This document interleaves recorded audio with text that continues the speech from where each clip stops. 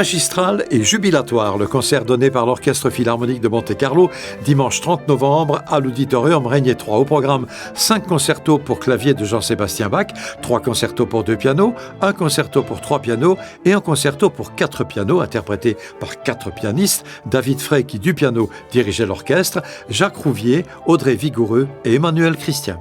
C'est vrai que c'est un programme qui n'est pas très souvent donné parce qu'il demande 4 pianos, 4 pianistes, un orchestre, etc. Donc d'un point de vue logistique, c'est pas facile à organiser, mais surtout c'est toujours une espèce de joie partagée de faire ça avec mes amis, avec cet orchestre que je connais bien.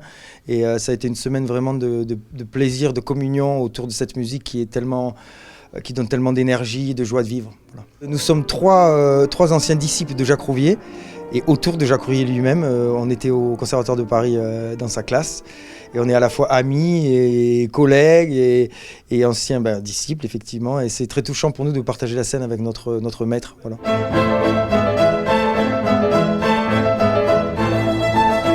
Encore une fois, c'est un projet qui peut se faire seulement avec des orchestres qui ont cette qualité-là, comme le Philharmonique de Monte-Carlo. Et ils n'avaient pas beaucoup besoin de moi, je dois reconnaître. Mais pendant les répétitions, on a travaillé par contre vraiment sur la musique, sur les phrasés, sur tout ce qui fait réellement une interprétation. Mais ils sont déjà formidables et c'était comme de la musique de chambre. Voilà. Mais le plus important en musique de chambre, c'est moins que le regard, c'est surtout l'écoute. Il faut s'écouter, mais pas seulement s'écouter dans la musique, mais s'écouter dans la respiration aussi. C'est ça qui compte.